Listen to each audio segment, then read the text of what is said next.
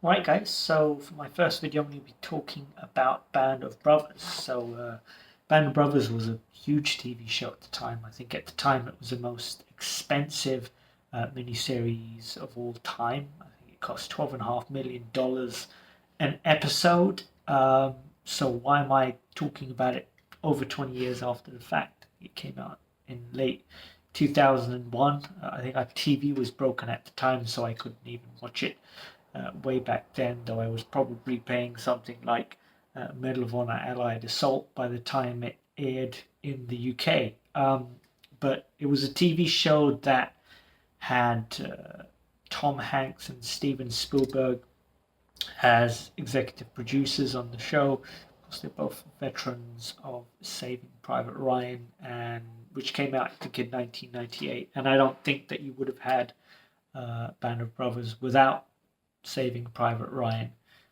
Um, but it's a really good show, and I've been told by a couple of my friends to go see it, and I think I'm kind of going through a bit of a World War II phase at the moment. So I finally got through it by watching an episode every Saturday after coming back from the gym, and just to let you know, I would highly recommend it. It's worth your time. It's worth sitting down and watching it. So one of the questions, of course, is going to be, does it hold up? Does it hold up 23 odd years later? And I would say 100% it does. I think it doesn't look like a TV show that was made over 20 years ago, and it probably helps that it's a period piece. But the graphics as well, even they don't look too bad. You don't see that really until the second episode. In the opening, actually, in the immediate opening, you see the planes flying over, I guess it would be France, under heavy anti-aircraft fire from the Germans. And I think there's a good scene where the paratroopers are in the plane, and they're just waiting to jump, and they're eager to jump because planes are getting taken out of the sky by anti-aircraft fire. Some people end up dying because of this, of course, and eventually they jump. I think there was one scene where it kind of goes a bit first person, so it's a little bit Medal of Honor, if anyone remembers Medal of Honor. That was all about Call of Duty. But yeah, and it looks a little bit off, looks a little bit janky. But I mean, for a show that's nearly a quarter century old at this point, I thought it looked pretty good. Um, just going over the sort of the history, I would say, because I decided to listen to the audiobook for Band of Brothers. I forgot who the author was, but I listened to the audiobook, and I'd say that the TV show is maybe 60-70% by the book. They do take some historical liberties, but you're always going to get that with an adaptation. It's never going to be a one-to-one replication of what you get in the book. The book is, I don't know how many hours. It's well over 10 hours, I think.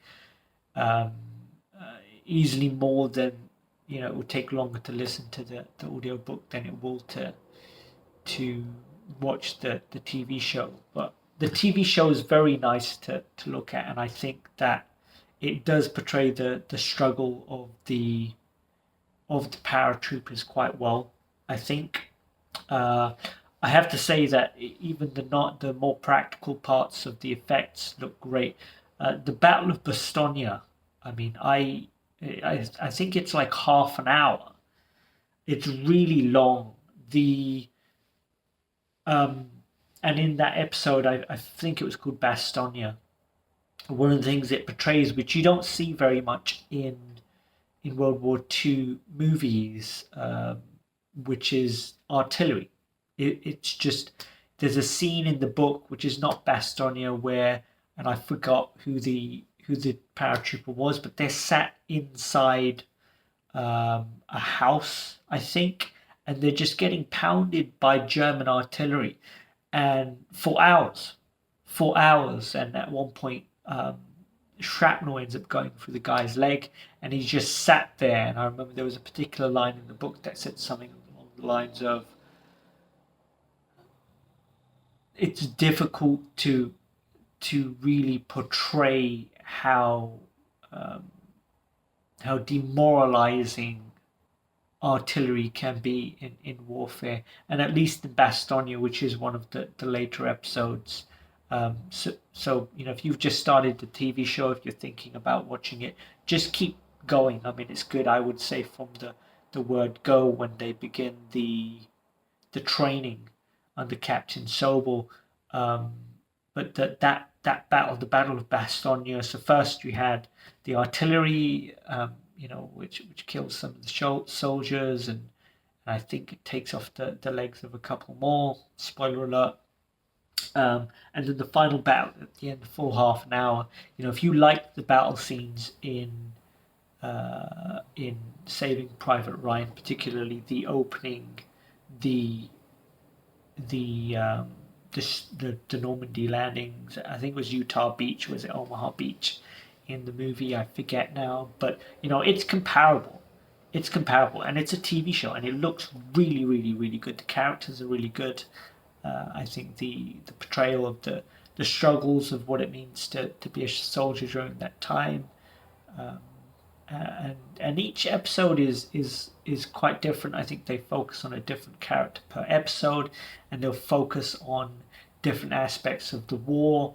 So the opening episode, as I said, was about them training in Karahi, I think, was it Tekoa? So you've got these young men, some of them in their late teens, but most of them in their early 20s. I think Sobel was 28, played by David Schwimmer. Um, in the book, he's 28, so he's kind of the old man of the company. And he's only in his late 20s, but they show some of the training of the men running up the hill and running back down.